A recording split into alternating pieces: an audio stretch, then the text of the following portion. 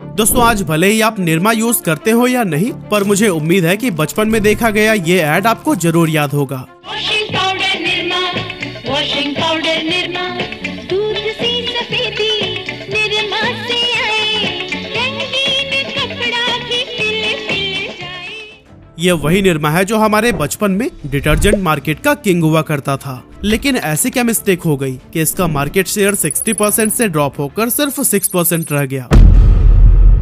लेकिन जरा रुकिएगा, अगर आपको लगता है कि निरमा मार्केट से गायब हो गई है तो यह आपकी गलतफहमी है, क्योंकि निरमा के फाउंडर करसन भाई पटेल आज भी भारत के सबसे अमीर लोगों में से एक हैं। लेकिन वो कैसे, सब कुछ जानेंगे आज की इस वीडियो में। और हाँ, निरमा गर्ल की इंटरेस्टिंग स्टोरी को भी आप मिस न करिएगा। तो दोस्तों इस कहानी की शुरुआत होती है 1945 से, जब गुजरात के पाटण में करसन भाई पटेल का जन्म हुआ था। इनके पिता खोड़ीदास पटेल एक गरीब किसान थे, लेकिन गरीबी और पैसों की तंगी के बावजूद उन्होंने करसन भाई की पढ़ाई लिखाई से कोई भी समझौता नहीं किया और उन्हें केमिस्ट्री से बीएससी कराई। खोड़ीदास को उम्मीद था कि उनका बेटा पढ़ लिख कर एक अच्छी नौकरी पर लग जाएगा और यही वो तरीका है जिससे उनका परिवार गरीबी से बाहर निकल सकता है। लेकिन करसन भाई तो बिजनेसमैन बनने का सपना देख रहे थे, मगर पिता की इच्छा के चलते उन्होंने 21 साल की उम्र में बीएससी फाइनल करने के बाद एक लेबोरेटरी में लैब असिस्टेंट का काम शुरू कर दिया और फिर इसके बाद से वो अहमदाबाद के लाल भाई ग्रुप के कॉटन मिल्स में काम करने लगे। फिर आया 1969, जब गुजरात सरकार के department of mining and geology में उनकी केमिस्ट की सरकारी नौकरी लग गई और फिर इस नौकरी के चलते परिवार की फाइनेंशियल कंडीशन में थोड़ा बदलाव आना शुरू हो गया। लेकिन दोस्तों 1969 ऐसा समय था जब पूरा देश फाइनेंशियल क्राइसिस से गुजर रहा था और उस टाइम पर लोग 2 वक्त की रोटी के लिए भी स्ट्रगल कर रहे थे। गरीबी और तंगहाली के उस दौर में वॉशिंग पाउडर जैसी चीज एक लग्जरी आइटम समझी जाती थी, क्योंकि मैक्सिमम पॉपुलेशन इसे अफोर्ड नहीं कर पाती थी। ऐसे में कपड़े धोने के लिए साल्ट, सोडा या फिर ऐश यानी कि राख का इस्तेमाल किया जाता था। इस चीज को जब करसन भाई पटेल ने देखा तो उन्होंने अपने केमिस्ट वाली नॉलेज का इस्तेमाल करते हुए एक प्रॉब्लम सॉल्विंग प्रोडक्ट बनाने की सोची, जो था सस्ता और इफेक्टिव वॉशिंग पाउडर। अपने इस आइडिया को हकीकत में बदलने के लिए वो दिन भर अपनी जॉब और फिर शाम में वॉशिंग पाउडर बनाने के लिए एक्सपेरिमेंट किया करते थे। उसी दौरान एक दिन उनकी बेटी निरुपमा जब स्कूल से घर लौट रही थी तो एक कार ने उन्हें जोरदार टक्कर मार दी और इस एक्सीडेंट में निरुपमा की मौके पर ही मौत हो गई। निरुपमा करसन भाई पटेल की सबसे लाडली बेटी थी, इसीलिए उसकी मौत का इन पर बहुत ही गहरा असर पड़ा। अब ये करसन भाई पटेल का प्यार ही था कि उन्होंने अपनी बेटी के नाम को हमेशा के लिए अमर बनाने का फैसला कर लिया। उन्होंने खुद से ये वादा किया कि बेटी के नाम को वो इतना पॉपुलर बना देंगे कि उसे देश ही नहीं बल्कि विदेशों में भी याद किया जाएगा।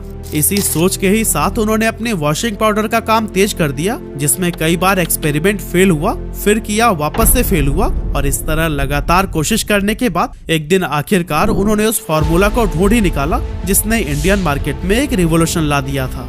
एक्चुअली करसन भाई पटेल ने एक ऐसा वॉशिंग पाउडर बना डाला जो फास्फेट फ्री था और इस वजह से ये एनवायरनमेंट के लिए तो बेहतरीन था ही, साथ ही हाथों के लिए भी पूरी तरह से सुरक्षित था। इस वॉशिंग पाउडर का नाम रखा गया था निरमा, क्योंकि करसन भाई अपनी बेटी निरुपमा को प्यार से निरमा कहकर बुलाते थे। साथ ही उन्होंने डिटर्जेंट के पैकेट पर एक छोटी सी लड़की की तस्वीर भी लगाई थी, जो कि निरुपमा की ही सिंबॉलिक थी। अब दोस्तों प्रोडक्ट तो तैयार था, लेकिन दिक्कत थी कि उसे बेचे कैसे। इसके लिए करसन भाई पटेल कई सारे रिटेलर्स से मिले और उन्हें कन्विंस करने की कोशिश की कि वो उनके प्रोडक्ट को सेल करें, लेकिन किसी ने भी उन्हें सीरियसली नहीं लिया। इसके बाद से करसन भाई पटेल के पास 2 रास्ते बचे थे, या तो वो अपने इस प्रोडक्ट को फेंककर वापस अपनी सरकारी नौकरी में खुश रहें या फिर खुद लोगों के घर घर जाकर इसे बेचने की कोशिश करें। करसन भाई पटेल ने दूसरा ऑप्शन चुना। हालांकि उन्हें यह आइडिया नहीं था कि इस प्रोडक्ट को लेकर लोगों का क्या फीडबैक होगा, कोई इसे खरीदेगा भी या नहीं। लेकिन फिर भी उन्होंने एक कोशिश करने की सोची और सुबह ऑफिस के लिए निकलने से पहले निरमा के कुछ पैकेट्स अपनी साइकिल पर बांध लिए। ऑफिस के रास्ते में पड़ने वाले हर घर में उन्होंने अपने इस प्रोडक्ट को इंट्रोड्यूस करना शुरू कर दिया। अब स्टार्टिंग में तो उन्हें कोई खास कामयाबी नहीं मिली, लेकिन जब लोगों ने इनके डिटर्जेंट को यूज किया तो उन्हें ये राख या फिर उस समय मिलने वाली टिकिया के मुकाबले ये एक लाइफ चेंजिंग प्रोडक्ट लगने लगा, जिसके बाद से वो अपने आस पड़ोस के लोगों को भी इसके बारे में बताने लगे और इस तरह के वर्ल्ड ऑफ माउथ एडवर्टीजमेंट के चलते धीरे धीरे निरमा की सेल्स में इजाफा होने लगा। इस सक्सेस का रीजन डिटर्जेंट की बेटर क्वालिटी तो थी ही, लेकिन इसके लो प्राइस ने भी लोगों का ध्यान अपनी तरफ खींचा। क्योंकि उस समय हिंदुस्तान लीवर, जो अब हिंदुस्तान यूनिलीवर के नाम से जाना जाता है, उसका सर्फ मार्केट को डोमिनेट कर रहा था, जिसके 1 किलो का प्राइस था 13 रुपए और इसे खरीदना गरीबों के बस की बात नहीं थी। इसीलिए करसन भाई पटेल ने अपने डिटर्जेंट का प्राइस मात्र 3 रुपए पर किलो रखा, ताकि हर कोई इसे आसानी से अफोर्ड कर सके। इतने सस्ते प्राइस में जब इतना कमाल का प्रोडक्ट मिलने लगा तो फिर लोगों ने इसे हाथों हाथ लेना शुरू कर दिया। लेकिन दोस्तों, इसकी पॉपुलैरिटी के पीछे सिर्फ प्राइस और क्वालिटी ही एकमात्र फैक्टर नहीं था, बल्कि वो भरोसा भी एक अहम वजह था जो कि करसन भाई पटेल ने अपने कस्टमर्स को दिलाया था। असल में उन्होंने गारंटी दी थी कि अगर उनका डिटर्जेंट कपड़े साफ करने में फेल हो जाता है तो फिर वो कस्टमर्स का पूरा पैसा वापस लौटा देंगे। इस गारंटी ने लोगों के मन में विश्वास पैदा करना शुरू कर दिया और फिर देखते ही देखते निरमा हर घर में इस्तेमाल होने लगा। अब इससे करसन भाई पटेल को काफी प्रॉफिट हुआ और फिर उन पैसों को उन्होंने वापस से अपने इसी बिजनेस में ही लगा दिया। लेकिन दोस्तों, इस तरक्की से करसन भाई पटेल कुछ खास खुश नहीं थे, क्योंकि उन्हें इन छोटी सी गलियों तक सीमित नहीं रहना था। लेकिन दोस्तों, उनका एम उनसे बहुत दूर था, क्योंकि इस समय वो एक जॉब भी कर रहे थे। साथ ही वॉशिंग पाउडर की मैन्युफैक्चरिंग से लेके पैकेजिंग, डिस्ट्रीब्यूशन और मार्केटिंग सब कुछ अकेले ही मैनेज कर रहे थे। वो इन सब चीजों में इतने ज्यादा फंस गए थे कि उनसे ना तो ठीक से जॉब हो पा रही थी और ना ही बिजनेस। इसीलिए उन्होंने सोचा कि अब वो सिर्फ एक ही काम पर फोकस करेंगे, जिसके लिए 3 साल बाद यानी 1972 में करसन भाई ने अपनी हाई पेइंग गवर्नमेंट जॉब से इस्तीफा दे दिया और फिर अहमदाबाद के पास एक छोटी सी फैक्ट्री लगाकर कुछ एम्प्लॉयज की मदद से प्रोडक्शन और डिस्ट्रीब्यूशन का काम करने लगे। और कुछ इस तरह से करसन भाई की मेहनत ने ऐसा रंग दिखाया कि 1988 तक निरमा मार्केट में एक बड़ा नाम बन चुका था। लेकिन सवाल ये है कि आखिर इतने कम समय में निरमा ने ये कमाल किया कैसे? तो असल में एक शहर से निकलकर दूर दराज के इलाकों में अपने प्रोडक्ट्स को सेल करने के लिए करसन भाई पटेल ने निरमा की रेडियो एडवर्टीजमेंट करने की सोची, जिसके लिए 1975 में इन्होंने पूर्णिमा एडवर्टाइजिंग एजेंसी से कोलैबोरेट किया। और दोस्तों, यहीं से निकल करके आया कंपनी का मोस्ट पॉपुलर जिंगल सबकी पसंद निरमा, जो कि इतना पसंद किया गया कि इसे अगले 33 सालों तक एड्स के लिए इस्तेमाल किया गया। इस रेडियो एड की वजह से गुजरात के बाहर भी निरमा को पहचान मिलने लगी, लेकिन इसके बावजूद सर्फ की पॉपुलैरिटी के आगे वो ज्यादा साइन नहीं कर सकी। इधर शॉपकीपर्स को भी चिंता रहती थी कि अगर वो निरमा का स्टॉक उठाते हैं तो वो कहीं दुकान में अनसोल्ड न रह जाए, क्योंकि सर्फ मार्केट में अपना एक अलग ही प्रेजेंस बना चुका था। वहीं निरमा के बारे में बहुत ही कम लोग जानते थे, इसीलिए दुकानदार निरमा को कभी भी माल का पूरा पेमेंट नहीं करते थे, जिससे कंपनी को भारी नुकसान होने लगा। 1982 में तो करसन भाई पटेल को यह लगने लगा कि वह बैंकरप्ट हो जाएंगे और फिर इस सिचुएशन में वो सोचने लगे कि आखिर वो ऐसा क्या करें कि दुकानदार फुल पेमेंट करके उनके प्रोडक्ट को खरीदें। बहुत सोचने के बाद उन्हें एक जबरदस्त आइडिया आया और उन्होंने मार्केट में मौजूद निरमा के 90% स्टॉक को वापस मंगवा लिया। इसके बाद से कंपनी ने सबकी पसंद निरमा का अपना पहला टीवी एड जारी किया और इस एड में हेमा, रेखा, जया और सुषमा जैसे कैरेक्टर्स को डाल के कंपनी ने सीधे फीमेल ऑडियंस को टारगेट किया, जिसकी वजह से ये एड कैंपेन काफी सक्सेसफुल रहा। ये कॉमर्शियल्स लोगों को इतना पसंद आया कि अगले ही दिन से दुकानों पर निरमा मांगने वालों की भीड़ बढ़ने लगी, लेकिन हर बार उन्हें निराश होकर ही लौटना पड़ता था, क्योंकि स्टॉक तो था ही नहीं। इधर दुकानदार भी परेशान हो गए कि आखिर वो कैसे जल्दी से जल्दी निरमा को रीस्टॉक करें। करसन भाई पटेल की इस स्ट्रैटेजी ने खूब कमाल दिखाया, क्योंकि रोज रोज निरमा की बढ़ती मांग की वजह से वही दुकानदार जो पहले उधार लेकर भी निरमा को अपनी शॉप में रखने से आनाकानी करते थे, वो एडवांस पेमेंट देकर उन्हें रीस्टॉक करने लगे। इससे कंपनी को बहुत ही ज्यादा प्रॉफिट हुआ और निरमा का फाइनेंस स्ट्रांग होने के साथ साथ मार्केट में पॉपुलैरिटी भी काफी इंक्रीज हो गई। लेकिन दोस्तों, जब 1969 में निरमा को लो इनकम मार्केट में इंट्रोड्यूस किया गया, उस समय तक हिंदुस्तान यूनिलीवर प्रीमियम मार्केट में अपना मोनोपोली क्रिएट कर चुका था। इसी वजह से हिंदुस्तान यूनिलीवर के सीनियर एग्जीक्यूटिव्स ने निरमा को अपना कॉम्पिटिटर मानने से ही इनकार कर दिया।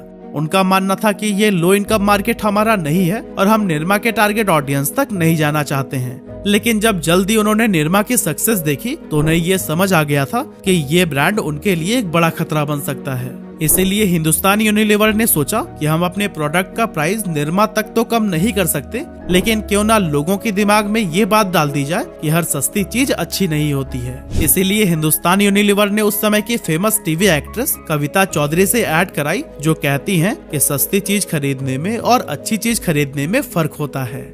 इस ऐड के जरिए हिंदुस्तान यूनिलीवर बताना चाहता था कि भले ही उनका सर्फ निरमा से महंगा हो, लेकिन मार्केट में तो बेस्ट यही है। पर दोस्तों उस टाइम तक बहुत बड़ी संख्या में लोग निरमा के लॉयल कस्टमर बन चुके थे। ऐसे में इस तरह का एडवर्टीजमेंट उनके माइंडसेट को डाइवर्ट नहीं कर सका। डिटर्जेंट पाउडर मार्केट में मिली सफलता के बाद कंपनी ने अपने प्रोडक्ट पोर्टफोलियो को इंक्रीज करने की सोची, जिसके बाद से 1987 में इसने निरमा डिटर्जेंट केक को भी लॉन्च किया, जो अगेन चीप प्राइस में एक्सीलेंट क्वालिटी प्रोडक्ट था।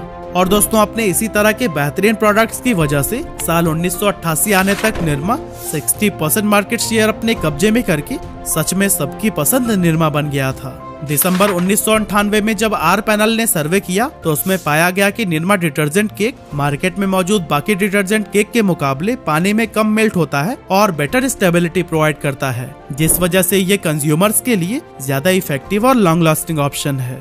लेकिन दोस्तों 1988 में 60% मार्केट शेयर वाले निरमा के पास 2015 आते आते मात्र 12% मार्केट शेयर रह गया और 2019 में ये कम होकर 6% से भी ज्यादा ड्रॉप हो गया। लेकिन अब सवाल यह है कि आखिर निरमा के साथ ऐसा हुआ क्या कि ये सीधे अर्श से फर्श पर आ गिरा। तो असल में दोस्तों जब हिंदुस्तान यूनिलीवर ने देखा कि बहुत कोशिशों के बावजूद निरमा उनसे आगे ही निकलता जा रहा है, तो फिर ऐसे में उन्होंने लो इनकम मार्केट में भी एंटर करने का प्लान बनाया, जिसके बाद 1988 में इसने व्हील डिटर्जेंट पाउडर को इंट्रोड्यूस किया, जो कि निरमा का डायरेक्ट कॉम्पिटिटर था, क्योंकि इसका प्राइस भी निरमा के प्राइस के ही आसपास रखा गया था। हिंदुस्तान यूनिलीवर ने व्हील को इस तरह से एडवर्टाइज किया कि लोग यह समझे कि उनके कोमल हाथों के लिए निरमा अनसेफ है, जबकि व्हील जेंटल प्रोडक्ट। इस तरह से हिंदुस्तान यूनिलीवर ने लो प्राइसिंग और एडवर्टीजमेंट के दम पर कस्टमर्स को अपनी तरफ अट्रैक्ट करने और निरमा से दूर करने की भरपूर कोशिश की।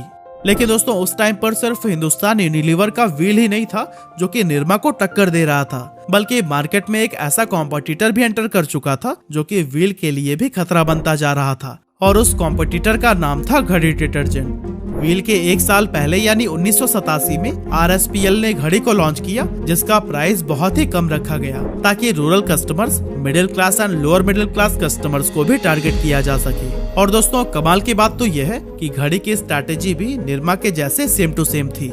अब जब कंपटीशन बढ़ने लगा तो निरमा अपने हीरो प्रोडक्ट पर ध्यान देने के साथ साथ अपने प्रोडक्ट पोर्टफोलियो में और भी सक्सेसफुल आइटम्स को ऐड करने की कोशिश करने लगा। इसीलिए 1990 में निरमा ने अपना साबुन लॉन्च किया, जिसका ऐड उस समय की मशहूर एक्ट्रेस सोनाली बेंद्रे से कराई गई। और दोस्तों निरमा वॉशिंग पाउडर की तरह इसका भी जिंगल सौंदर्य साबुन निरमा भी काफी पॉपुलर हुआ। अब दोस्तों इन सभी स्ट्रैटेजीज से निरमा को फायदा तो जरूर हुआ, लेकिन इसके साथ ही सस्ते प्रोडक्ट्स को लॉन्च करना लॉन्ग टर्म में कंपनी के लिए नुकसानदेह साबित हो गया। एक्चुअली सस्ते रेट पर कई अलग अलग प्रोडक्ट लॉन्च करने के बाद से मार्केट में निरमा को लेकर एक चीप ब्रांड वाला इमेज बनने लगा, जिससे छुटकारा पाने के लिए करसन भाई ने प्रीमियम सेगमेंट में भी एंटर करने की सोची। और दोस्तों निरमा ने अपने प्रीमियम डिटर्जेंट पाउडर के रूप में सुपर निरमा वॉशिंग पाउडर को इंट्रोड्यूस किया, और सिर्फ 2 साल में ही इसने प्रीमियम मार्केट में भी अपनी पकड़ बनानी शुरू कर दी। इसके बाद से निरमा ने शैम्पू, टूथपेस्ट, शुद्ध नाम के खाने का नमक और इनके ही जैसे और भी कई सारे प्रोडक्ट्स को लॉन्च किया। लेकिन शायद हिंदुस्तान यूनिलीवर ने तो ये सोच रखा था कि चाहे निरमा कुछ भी कर ले, वो उससे अपना खोया हुआ मार्केट शेयर वापस पाके ही रहेगा। इसीलिए लगातार एड कैंपेन और कई तरह के एफर्ट्स के बाद आखिरकार साल 2000 के आसपास व्हील ने निरमा को बीट करके नंबर 1 की पोजीशन हासिल कर ली। लेकिन दोस्तों निरमा के पिछड़ने की वजह सिर्फ HUL की एड कैंपेन नहीं थी, बल्कि निरमा को लेकर कंज्यूमर्स का परसेप्शन भी बदल चुका था और कंपनी को प्रीमियम सेगमेंट में उतनी पॉपुलैरिटी नहीं मिल सकी जितनी की बजट सेगमेंट में मिली थी। इसीलिए काफी कोशिश के बाद भी निरमा एक चीप ब्रांड होने का टैग रिमूव नहीं कर सका। अब एक तरफ तो उस समय लोगों की परचेजिंग पावर बढ़ रही थी, ऊपर से मार्केट में एक से बढ़कर एक नए नए ब्रांड आ चुके थे। ऐसे में कोई भी व्यक्ति भला उस पुराने निरमा को क्यों ही खरीदेगा जिसमें इनोवेशंस के नाम पर कुछ खास नहीं दिखता। असल में लंबे समय से निरमा ने न तो अपनी पैकेजिंग चेंज की थी और न ही एड जिंगल बदलने का कोई प्रयास किया। हालांकि निरमा को भी शायद मार्केट में बढ़ते कंपटीशन और कस्टमर्स के बदलते परसेप्शन का अंदाजा लग गया था, इसीलिए उसने अपने बिजनेसेस को अलग अलग सेगमेंट में डाइवर्सिफाई करना शुरू कर दिया। साल 1995 में करसन भाई पटेल ने एजुकेशन के फील्ड में भी एंटर करने की सोची और अहमदाबाद में निरमा इंस्टीट्यूट ऑफ टेक्नोलॉजी को एस्टेब्लिश किया। इसके बाद 2003 में उन्होंने इंस्टीट्यूट ऑफ मैनेजमेंट और निरमा यूनिवर्सिटी